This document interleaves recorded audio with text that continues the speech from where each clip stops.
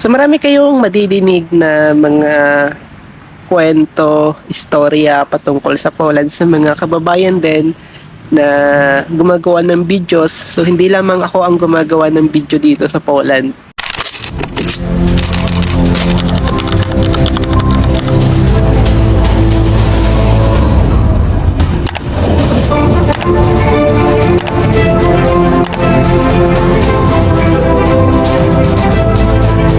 Ang tamang sekreto mga kababayan para tumagal kayo sa Poland ay kinakailangan marunong kayong rumespeto at i-accept yung kung ano yung meron kayo dito sa Poland. Kung ano yung binigay sa inyo ng gobyerno or ng employer ninyong trabaho, challenge lamang yan sa umpisa. So kinakailangan yung i-survive yan.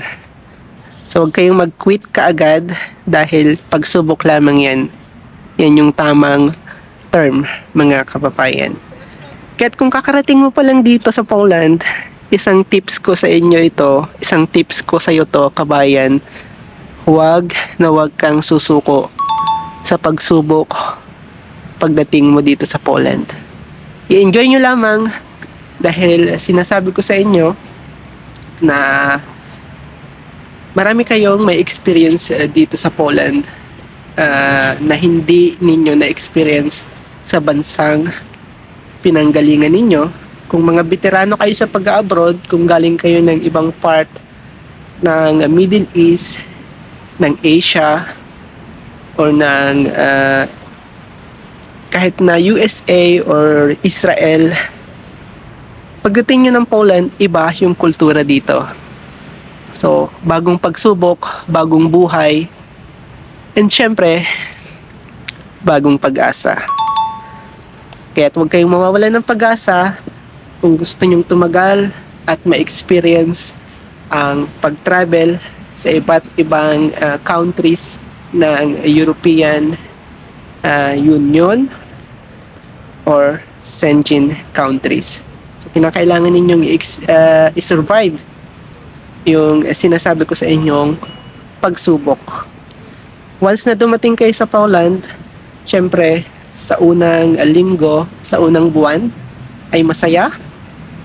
Maraming mga bagay kayong makikita na hindi nyo nakita sa bansa natin or sa bansang pinanggalingan ninyo. Marami rin kayong maririnig na words na hindi nyo narinig sa mga pinanggalingan yung bansa or sa bansa natin. Kasi iba ang language dito mga kababayan. At marami na rin ditong foreigners, especially Ukrainians. So iba rin yung language nila mga kababayan. So isang tips ko lang yun sa inyo para maging aware din kayo pagdating nyo dito sa Poland. Hindi kayo matanga. Hindi kayo alam nyo yun, ano bang tamang words dyan? Kumbaga parang hindi kayo namamangha or parang natatanga sa mga bagay. Sa tawag sa amin sa Katagalugan yung huwag kang tatanga-tanga. So ganun yung tamang words. So wala akong masyadong dialect or hindi ako gumagamit ng maraming dialect. Tagalog kami. So ang probinsya ko ay Mindoro or sa Katagalugan at Batangas. Kaya't yung mga hindi na iintindihan or nasasaktan sa aking pananagalog, so sorry kabayan. So lahat ng binanggit ko sa inyo ay magagamit ninyo pagdating nyo dito sa Poland. At pwede nyo ring maging gabay para tumagal syempre dito sa Poland. So sabi ko nga sa inyo, wala kayong ibang maririnig na sa aking bibig kung hindi Poland, Poland, Poland. Dahil nandito ako sa Poland, dito ako nagtatrabaho, dito yung income ko para mabuhay, para mabigyan ng kaunting suporta ang nanay at tatay ko at mga kapatid. At syempre para mabili ko yung gusto ko sa buhay. Para na rin makapag-save ng kaunting salapi. At for the future, makauwi ng Pilipinas, ma-enjoy yung mga bagay na hindi ko nagawa sa Pilipinas. Kaya't maging motivation nyo, pagdating nyo dito sa Poland, mag-ipon, huwag masyadong maluho, ano? Huwag masyadong magasta, especially kung may mga pamilya na kayo, kung may sarili kayong anak, may asawa kayo sa Pilipinas, so suportahan nyo yan, bukod pa ang nanay at tatay nyo, mga kapatid. So huwag kayong maiingganyo sa mga ginagawa ko at makikita nyo sa akin sa mga videos. Kasi single pa rin po ako, mga kababayan. So wala pa akong masyadong stress sa buhay. Sarili ko lamang ang stress at nanay at tatay ko. Siyempre yung mga kapatid kong pasaway minsan. So hindi naman lagi. So yun lamang. Kasi wala na akong ibang ibibigay pang ideas or tips sa inyo kung hindi magtiyaga. Yan ang susi para tumagal at irespeto ninyo yung kultura, yung tradisyon, yung mga tao dito, especially yung mga lokal. Dahil kapag gumawa kayo ng illegal dito, matik na madideport kayo. Masasayang yung mga panahon na pinangarap nyo to. Isipin nyo, naghintay tayo ng 2 years or 1 year bago makaalis or makapunta dito sa Poland. Kaya kung gagawa kayo ng mga krimen or mga illegal moves, isipin nyo yung pinuhunan ninyo bago kayo makarating dito sa Poland.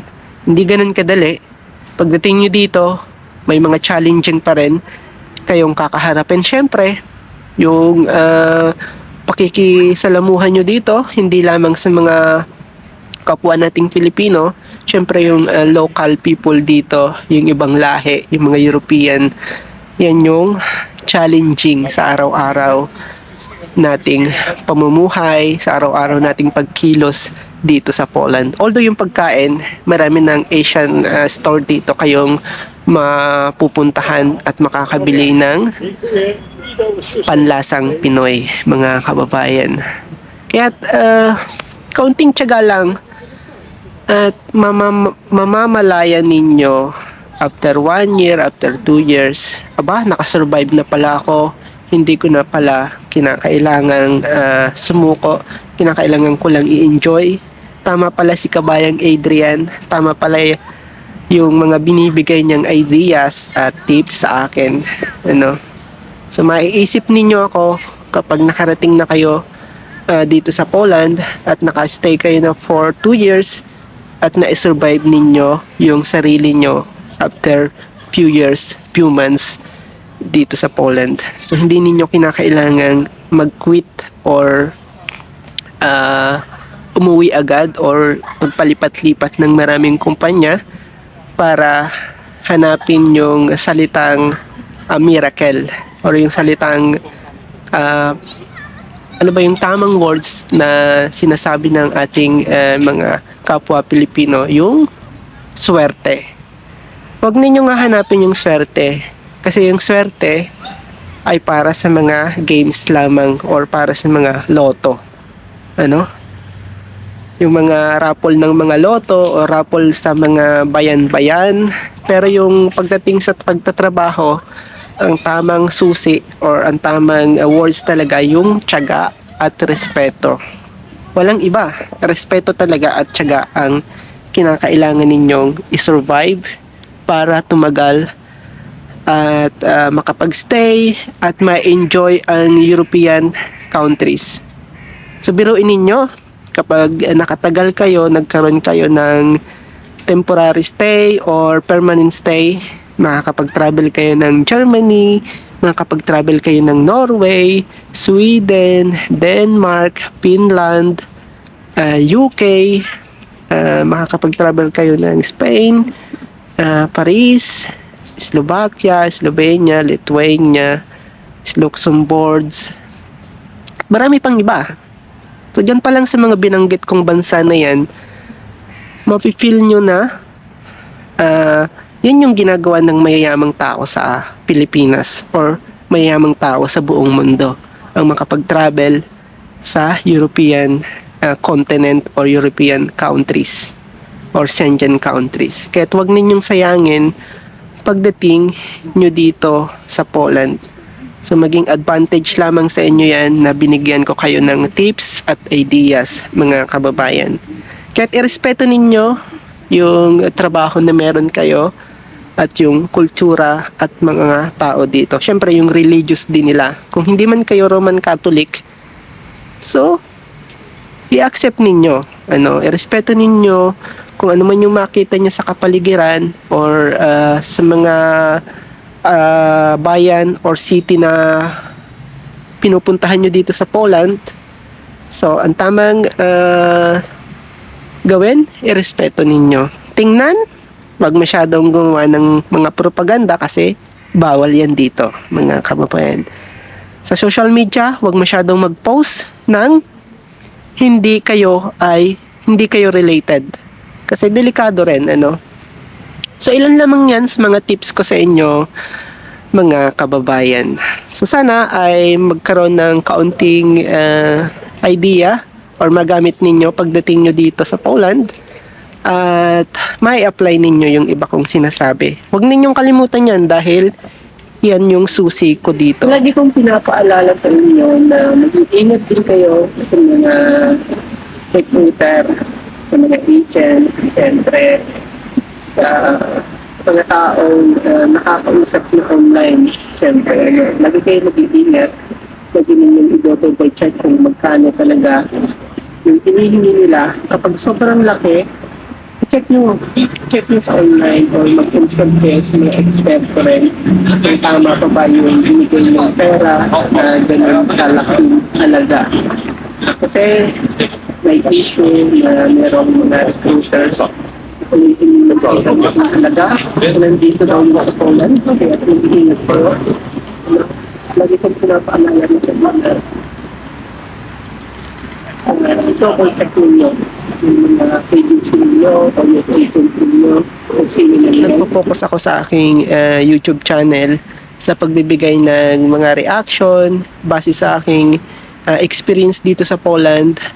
So, makikita nyo naman sa ibang social media account ko yung mga pag-travel ko dito sa Poland, sa Europe, sa aking Instagram account.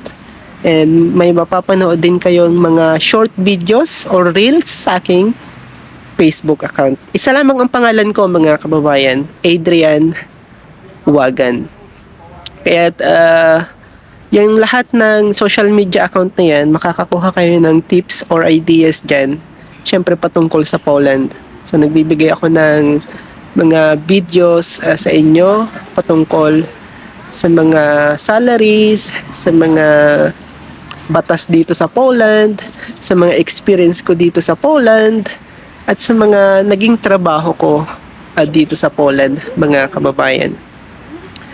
Kahit kung ikaw ay bago dito sa aking channel, so pumunta ka sa aking mga videos at mapapanood mo yung mga ginawa kong video for the past few years, for the past few months. At kung sa tingin mo ay para sa'yo, so paki-like and share mo na rin sa ating mga ibang mga kababayan na gusto ring pumunta at tahakin itong bansang Poland. So sabi ko nga sa inyo, hindi naman ako ganun ka-expert pa dito sa Poland dahil 5 taon pa lang ako ditong makikipagsapalaran, binubuhay ang sarili, ini-enjoy ang sarili, at masasabi ko sa inyo na nag-i-enjoy naman ako for almost 5 years dito. Siyempre, nitong mga huling taon, ini-enjoy ko yung sarili ko dahil feeling ko para sa akin itong bansang ito, kumbaga mabubuhay ako dito for the rest of my life. So, yan, sinasabi ko lang sa inyo yan kasi napipil ko, lately napipil ko.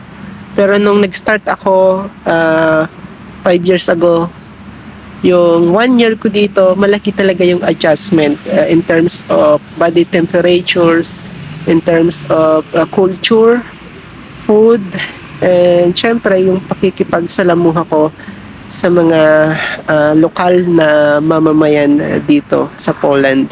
So, hindi madali. Walang madali na may experience kayo. May experience nyo yung beauty, yung safety, yung silent life, syempre dito sa Poland.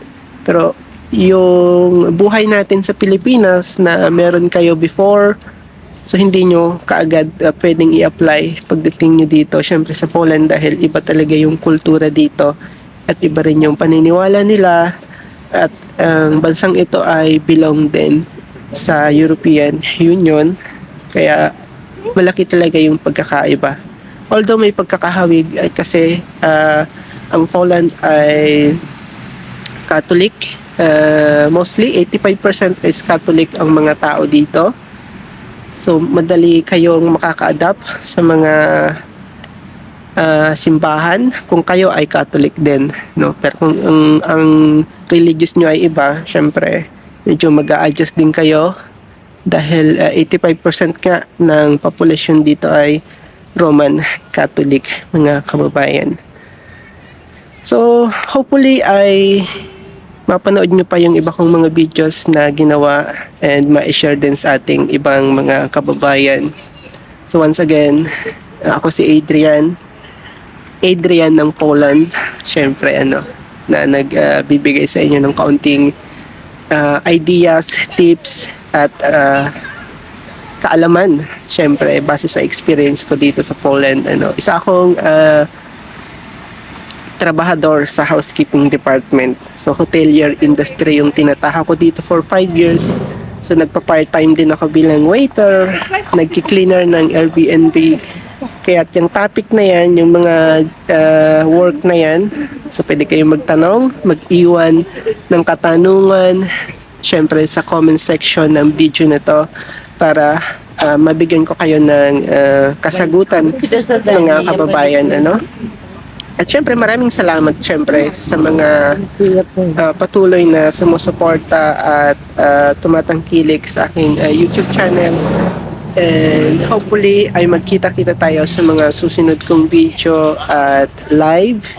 Hindi lamang dito sa aking YouTube channel, kundi sa ibang social media account ko, mga kababayan. So anyway, thank you so much sa inyo and God bless you.